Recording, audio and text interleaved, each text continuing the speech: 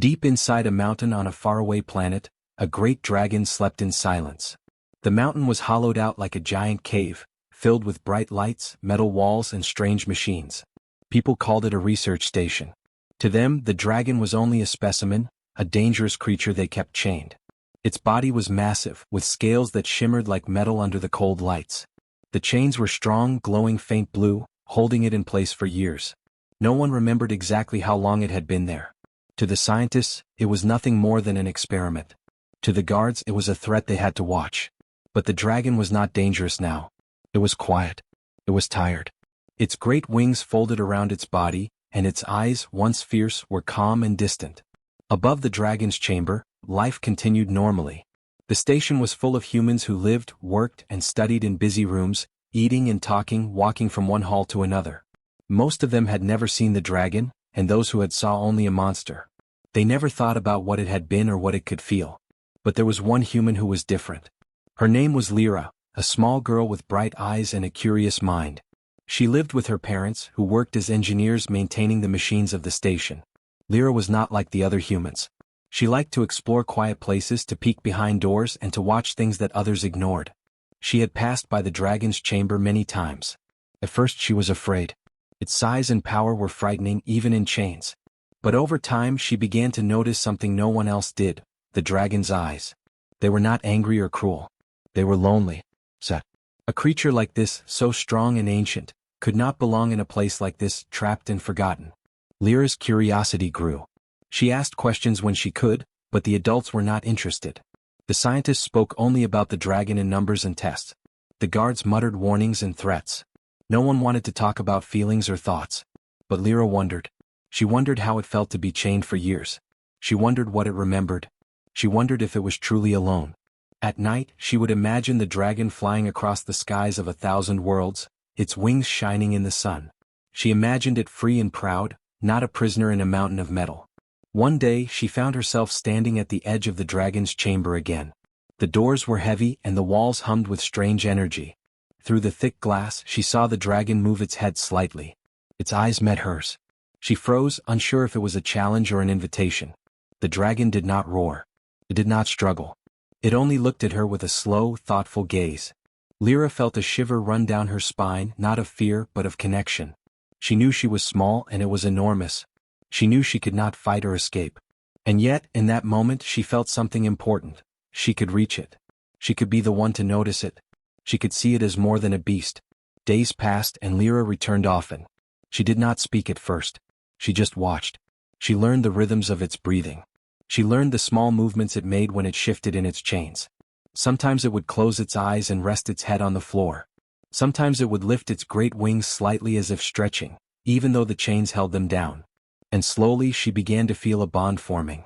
Not a friendship yet, not in the way humans understood friendship.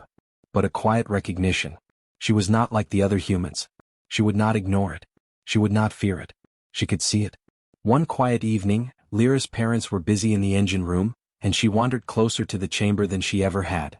The air was colder there, and the hum of the machines was louder. She pressed her small hands against the glass, and the dragon's massive head turned toward her. Its eye opened fully, shining in the dim light. For the first time, Lyra noticed the small details: the way its nostrils flared gently, the texture of its scales, the slow beat of its heart through the metal floor.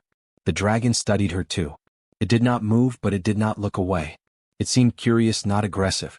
Lyra felt a warmth in her chest, a feeling of hope that she could not explain. Maybe it remembered humans from long ago. Maybe it was tired of being alone. Maybe it understood that she meant no harm. That night, Lyra could not sleep. She thought about the dragon and its chains. She thought about how unfair it was for such a great creature to be trapped in a small room filled with cold lights and machines. She thought about kindness, about courage, about the difference one small person could make. She realized something simple but powerful: the dragon's strength did not scare her. Sadness did. And if she could do something, anything, to ease that sadness, she would try. Even something small, even something simple, might matter. From that night on, Lyra began planning. She would learn how to reach the dragon safely. She would learn how to show care without frightening it. She would learn how to speak to it not with words but with actions. And she knew deep inside that she was not alone in her thoughts. The dragon watched, learned, and waited too. Somewhere inside its ancient mind, it felt something that had not been felt in a long time. A flicker of hope, a spark of trust. And the quiet mountain, the forgotten prison, was about to change forever. Lyra could not stop thinking about the dragon. Every moment she had free, she imagined it, wondering how it felt to be chained in the cold metal chamber, day after day. She wanted to do something, but she was small. She could not open the heavy doors, she could not break the chains, and she could not speak the dragon's language. But she realized something simple. Even the smallest act could matter. Even something gentle could reach a creature so large and old. So she made a plan. During mealtime, Lyra carried a small bowl of warm soup. It was nothing fancy, just a simple mix her mother had made: vegetables, soft grains, and a little broth. But it was warm. It smelled like care. It smelled like home. Lyra held the bowl tightly and walked to the dragon's chamber. The metal doors were closed, but she had learned how to slip through the side entrance that was used for maintenance. She had watched the engineers enough times to know where not to touch and where it was safe to walk. Her heart beat fast, not with fear but with excitement. She was doing something important. When she entered the chamber, the dragon was resting. Its great wings were folded around its body, and its head rested on the ground. Its eyes were half open, watching the lights flicker above. Lyra froze for a moment, staring at it. She felt small, but she also felt brave. Slowly, carefully she approached. The dragon lifted its head slightly and watched her. It did not roar. It did not move toward her. It only watched, as if it knew she was different from the humans who came before. Lyra's hands shook slightly as she set the bowl of soup on the floor near its claws. "Hello," she whispered softly. Her voice was quiet, gentle, meant to calm, not to scare. The dragon tilted its head, curious. It sniffed the air, then lowered its massive snout toward the bowl. Lyra stepped back a little, giving it space. She did not try to feed it with her hands. She simply let it be. The dragon tasted the soup. Slowly, carefully, it drank some of the warm liquid. Its eyes closed for a moment. Lyra smiled. She did not expect a roar of thanks or a nod. She did not expect anything. She just felt the quiet moment, the connection, the understanding that passed without words. She visited the dragon every day after that. Each time she brought the same simple soup. Sometimes she added small fruits or sweet grains she found in the kitchens. She never tried to touch the chains, never tried to force it to move. She learned that patience was important. She learned that kindness did not demand a reward. The dragon began to respond slowly. It moved its head to follow her. Its tail shifted slightly, tapping the floor like a gentle drum. Lyra felt a thrill of happiness. She realized that the dragon understood her. Not her words but her care. Not her size but her heart. Other humans noticed nothing. The scientists measured the dragon's energy levels, checked its heartbeat, and logged its movements. They called the data normal, nothing unusual. The guards passed by, bored, thinking only of their shifts. No one saw the small changes, the subtle moments of trust forming between a small human girl and an ancient dragon. But Lyra saw everything. She saw how the dragon lifted its wings just a little when she approached, how it turned its great eyes to watch her carefully, how it seemed lighter, calmer, even though it was still in chains. And she felt proud, not because she had power but because she had compassion. One evening, after a long day in the maintenance halls, Lyra carried her bowl of soup as usual. She noticed the dragon was awake before she reached the chamber. Its eyes were wide, bright, watching her steps. The glow of the chains seemed a little dimmer tonight, not from any magic she understood, but something in the air felt warmer. Lyra set the bowl down and the dragon sniffed it. Then, slowly, it touched the edge of the bowl with its claw, careful not to break it. Lyra gasped softly. The dragon was learning to trust her. It was choosing to interact, even in small ways, even though it had been forced to stay still for so long. And Lyra understood something important. Even a creature as strong and ancient as a dragon could feel hope, if someone showed care. That night, she did not rush back to her room. She sat quietly near the edge of the chamber, watching the dragon eat and drink. The lights flickered softly, the machines hummed in the background, and everything felt peaceful. The dragon lifted its massive head and looked at her again. For the first time, Lyra felt the dragon was not just a prisoner. It was alive. It was aware. It was thinking, remembering, feeling. She felt the weight of the chains but also the beginnings of freedom.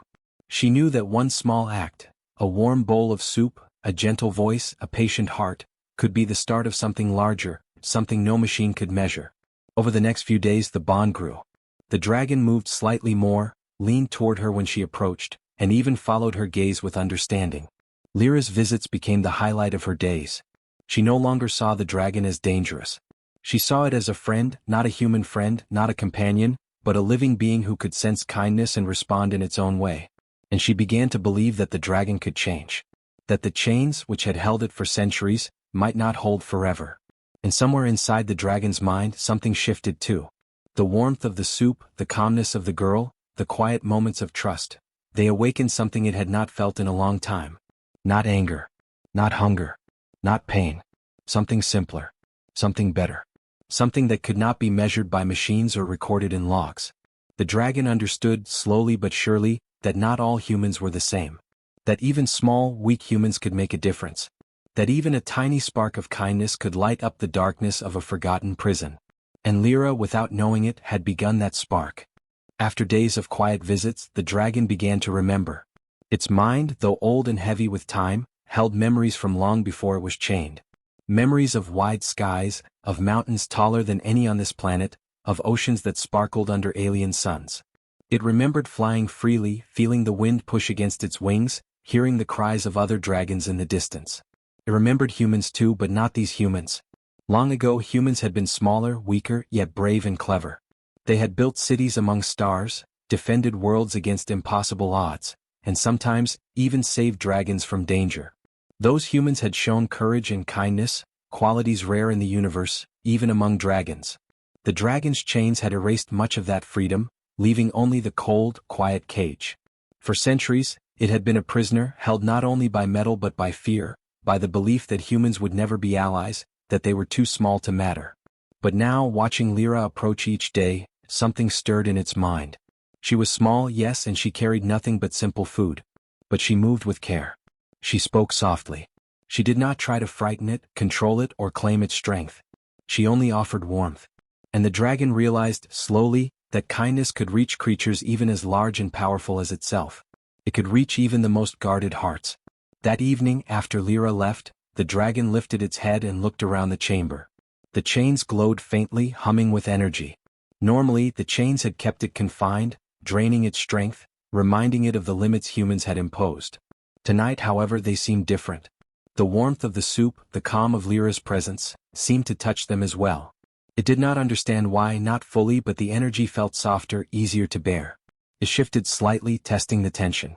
The chains held, yes, but the dragon could feel a difference, subtle but real, as if the world had opened a tiny crack of possibility. The dragon thought about the humans of long ago again. They had been clever, curious, and brave. They had built great cities, explored far planets, and faced dangers with little more than their wits and courage. And they had understood dragons. They had respected power but never feared it in the same way the alien scientists now did. The dragon realized that Lyra reminded it of those humans. Not because of her strength, she had none, but because of her heart. Because she acted without fear, without greed, without expectation. Her kindness was real, unmeasured, and uncalculated. And that was something the dragon had not felt for a very long time. It remembered a time when humans had spoken to dragons as equals, when words were not necessary to share understanding. It remembered how even the smallest gesture, a nod, a glance, an offering of food, could create trust. It had been long since any human had done that. Most humans here had seen it as a monster, a specimen, a threat. But Lyra did not. She had looked at it and seen not a creature to be controlled, but a living being who could feel, who could think, who could choose. And that choice, the dragon realized, was powerful. That night, lying on the cold metal floor, the dragon closed its eyes and let the memories flow.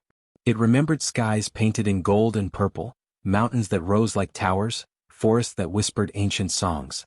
It remembered the taste of fresh water, the wind against its scales, and the warmth of sunlight across its back. But most of all, it remembered the humans who had been small, fragile, and brave. Those humans had respected it, and they had taught it that strength was not only measured by power or fear, but by patience, understanding, and care. The dragon thought about the chains again. They had been unbreakable for centuries, stronger than any force it had known. And yet, as it remembered these things, it felt a shift inside itself. Not violent, not sudden, but a quiet resonance, like the hum of the machines had merged with the rhythm of its own life. The dragon's ancient energy, which had been dulled by fear and imprisonment, began to stir. It pulsed softly, slowly, not as anger but as awareness. It felt the chains differently. They were still there, yes, but they no longer felt like the only truth. There was now something else: hope, understanding, trust, something that had not existed in this place before. The dragon opened one eye and looked toward the entrance, remembering Lyra's small, brave figure. She had come not to demand, not to control, but to offer something small: warmth, care, and attention. It had been centuries since anyone had done that for it. Centuries since anyone had seen it as more than a beast. And the dragon realized that these simple gestures, repeated over days, were stronger than the strongest chains. They had reached it where no weapon, no metal, no fear ever could. Somewhere deep inside, the dragon felt gratitude, though it did not have the words to name it. It also felt something else: possibility. For the first time in a long time, it wondered what could happen if it allowed itself to trust. If it responded not with force but with calm and care. It thought of the chains again. They had been designed to hold it forever, yet somehow it felt a small shift. A feeling that perhaps one day they would not hold it at all. Not because the metal would fail, but because the dragon itself had changed. And as the night deepened, the dragon lay quietly, thinking of Lyra, the girl who brought soup. The girl who had come not as a scientist, not as a guard, but as a human with a kind heart. The dragon's memories, both of the past and of the present, intertwined. The old fear, the old loneliness, the old longing for freedom, all of it mixed with the new understanding of small human courage and care. For the first time in centuries, the dragon felt something lighter than anger, stronger than chains, and more powerful than any weapon: trust. It closed its eyes again, feeling the gentle warmth of what Lyra had offered. Somewhere, in that quiet chamber, an ancient dragon began to awaken, not with rage or fury, but with memory, understanding, and hope. And the chains, though still glowing faintly, seemed less heavy. Night fell over the station, and the lights inside the dragon's chamber dimmed. The humming of the machines sounded softer, quieter, as if the world itself was waiting. Lyra had already returned to her small room, carrying a bowl of soup she had prepared with care. She placed it on the table and sat by the window, looking toward the distant mountains of the alien planet. She could not see the dragon from there, but she thought of it often. She thought of its eyes, so large and full of curiosity, and its slow, careful movements as it had eaten the soup earlier. She did not know it yet, but the dragon was thinking of her too, in ways far deeper than she imagined. In the chamber below, the dragon shifted slightly. Its massive claws scraped the floor lightly, and its wings stretched just a little, testing the space around it. The chains that had held it for centuries glowed faintly, pulsing with energy in response to the dragon's awakening. The warmth that Lyra had brought, not just in the soup but in her gentle presence, had touched something inside it. Something long buried under years of confinement, neglect, and silence. Its mind traveled through memories once more: the open skies, the long-forgotten humans, the freedom it had known. And then it returned to the present, feeling something new: possibility. Slowly the dragon rose to its feet. It did not move violently. It did not break the chains with force. It did not roar. Instead, it stood tall and steady, feeling the energy of the chains in a new way. They no longer felt like walls built to hold it forever. They felt like objects waiting to respond, waiting to understand, waiting for something to change. The dragon focused its mind, quietly and carefully, on the chains. It did not want to hurt anyone. It only wanted to be free. Deep within the metal links, a strange reaction began. The chains, forged to resist every force, began to hum differently. The energy around them pulsed softly, warming and bending. It was not magic, not in the human sense, but a resonance between the dragon's awakened strength and the material of the chains. The dragon tested it carefully. A small link softened, not breaking but yielding just enough to show that change was possible. Encouraged, it concentrated more. Its massive body glowed faintly with its own energy, blending with the warmth that Lyra had brought into its life. Slowly, link by link, the chains began to lose their rigidity. The station sensors flickered. The computers in the control room recorded unusual energy surges. The guards, checking the monitors, expected an alarm, a signal of danger. But there was no violence. No aggression. Only a quiet, strange warmth spreading through the chamber below. No one realized that the dragon, centuries old and chained for its entire life, was discovering a new form of freedom, not through rage but through trust, patience, and careful focus. By midnight, the final links of the chains began to dissolve. They did not snap, they did not shatter. They softened like wax in the sun, falling gently to the floor. The dragon lowered its massive head and sniffed the remains, then turned its great eyes toward the entrance. It was calm, patient, and aware. It could have fled, could have destroyed everything in the room above if it wanted to, but it did not. It understood now what Lyra had shown it. Strength was not only in wings or fire, but in patience, in awareness, in choosing how to act. Meanwhile, Lyra slept, dreaming of dragons flying across golden skies. She had no idea that her small acts of kindness had led to this moment. The warmth of her soup, the care in her voice, the quiet patience she had shown, these had awakened something far greater than she could see. Somewhere deep inside the dragon, trust and respect had grown, and with it, the first taste of freedom in centuries. The next morning, alarms rang in the control room. Guards rushed toward the lower levels, expecting disaster. But when they arrived, they found the dragon standing calmly in its chamber. The chains were gone. Not broken violently, not destroyed, but simply gone. The dragon's eyes, ancient and wise, looked at the humans without anger. It did not roar. It did not move aggressively. It simply observed, as if waiting for someone to understand what had happened. The scientists were confused. The readings showed energy levels far beyond what they had ever recorded, yet no one was harmed. The guards were speechless. They had prepared for danger, but the danger never came. The dragon, once a prisoner, now stood free, and yet it had not harmed anyone. It was a living lesson in restraint and understanding, showing that power need not be wielded through fear or violence. Deep inside, the dragon remembered the humans of long ago. The small, brave humans who had walked among the stars, who had faced impossible odds with cleverness and heart. And it remembered Lyra. A tiny human with a warm heart, who had reached out without fear, without demand, without expectation. She had given it something no one else had: care. And now, because of that care, it was free. Not because of anger, not because of force, but because it had chosen a different path. As the station began to return to normal, the dragon looked toward the distant mountains. Somewhere beyond the walls and lights, there were skies it had not seen in centuries, winds it had not felt, and freedom it had not known. But before it left, it would acknowledge the human who had changed everything. The girl who had brought soup. The girl who had shown that even the smallest act of kindness could reach the largest, oldest, and strongest of beings. And for the first time in a very long time, the dragon felt hope, gratitude, and peace. That night, the station was quiet once more. The dragon rested in its chamber, no longer a prisoner. The chains that had held it for centuries were gone. Lyra, sleeping far above, dreamed unknowingly of dragons soaring in the sky. And somewhere between their worlds, a connection had formed. One small human, one ancient dragon, and the quiet understanding that even in a universe full of machines, science, and walls, the smallest acts of care could awaken the greatest power. Freedom had come, not with fire, not with strength, but with patience, understanding, and the warmth of a small human heart. The next morning, the station was alive with whispers.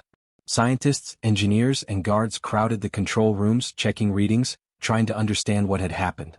The dragon, once a prisoner, stood calmly in its chamber, its massive body unchained, its wings folded neatly by its sides. No one dared approach it at first. Its presence was overwhelming even in silence. But it did not move aggressively. It did not roar or threaten. It only watched, with eyes that had seen centuries pass and worlds fall. Far above the chamber, Lyra slept, unaware of the full events below. She had returned to her small room the previous night, exhausted after her evening visit. She dreamed of golden skies, vast mountains, and dragons flying freely, a dream that somehow felt more real than her waking life. Deep inside, she had no fear, only hope, a hope that had in some way reached the dragon. When she awoke, she ran to the lower levels as fast as she could.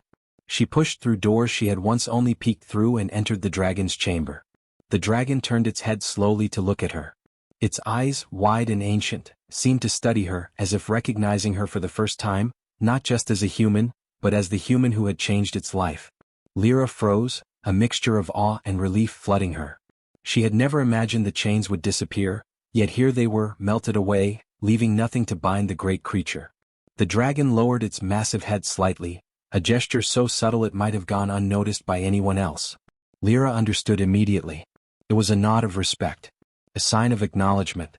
The dragon remembered her kindness, the warmth of her hands, the simple meal she had brought, the soft words she had spoken. It remembered patience and trust, two things no machine, no weapon, and no force had ever given it. It had been centuries since a human had acted without fear or demand. And now, because of her, it could choose its own path. Leaders of the station arrived soon after, and the chamber filled with humans who had once only seen the dragon as a threat. They expected chaos. They expected fire or destruction. But there was none. The dragon did not roar. It did not move toward them. It remained calm, aware, and surprisingly patient. Its gaze swept over the humans, lingering on Lyra. And then, in a low, resonant voice that echoed softly across the chamber, the dragon spoke. "You have shown me something no chain could ever teach," it said. Its voice was deep, wise, and full of emotion that no human had ever heard from a creature like this before. "Strength is not only in wings or fire. True strength is in the heart, in patience, in trust, and in kindness." The humans were stunned. Not one had expected the dragon to speak, and even fewer had expected such words. Slowly they realized the truth of what had happened. Humans had not conquered the dragon with weapons, nor had they subdued it with force. A single human girl, small and gentle, had awakened something deeper than anger or fear. She had reminded the dragon of the courage and care that existed in their kind. And that, the dragon showed them, was more powerful than any chain or machine. Lyra stepped forward, trembling but proud. She did not speak at first. She only looked up at the dragon. Its massive head lowered slightly, meeting her gaze. In that moment, a bond formed, silent, unbroken, and profound. The dragon did not see a weak, tiny human. It saw a being capable of understanding, of patience, of care. And the dragon, after centuries of confinement, understood that not all humans were the same. That even the smallest among them could make a difference. The station leaders, though still uncertain, felt the lesson too. They had lived among machines and calculations, focusing on data and results. They had forgotten the value of simple, human acts. The dragon reminded them that power alone did not command respect. Only wisdom, compassion, and courage could earn it. Slowly, the fear that had filled the station for decades began to fade. The dragon did not leave immediately. It moved through the chamber with deliberate care, ensuring none of the humans were harmed. Its massive wings brushed gently against the walls, not in aggression, but in a display of controlled strength. It paused before Lyra once more, lowering its head in a silent bow. And then, with a single beat of its wings, it took to the air, soaring through the chamber and out of the mountain. The humans watched, awestruck, as the dragon disappeared into the distant sky, leaving behind no destruction, only wonder. Lyra stood in silence, the lesson of the dragon settling in her heart. She realized that humans were capable of greatness not through weapons or machines, but through acts of care, courage, and understanding. She had been small, yes, but her actions had changed the course of history for this dragon, and perhaps for the humans who had witnessed it. That small spark of kindness had grown into something far greater than any chain, far stronger than any fear. In the days that followed, the station changed. The humans worked with renewed respect for life, for strength, and for one another. The dragon was gone, free to roam the skies of the distant planet, but its presence lingered. Stories spread quietly among the humans of the girl who had brought soup to a chained dragon, of how her small act had melted centuries of confinement. And humans began to understand something they had forgotten. Their true power was not in force, but in heart. And somewhere high above the mountains the dragon flew. Its wings cut through the wind with freedom it had not known in centuries. Its mind was calm, its heart awake, and it remembered the human girl. Lyra had shown it that even in a universe full of chains, machines, and fear, kindness could awaken the greatest strength. The dragon would never forget. And neither would humanity. In the end, the chains had melted, but what remained was far stronger: trust, courage, and the quiet triumph of a human heart.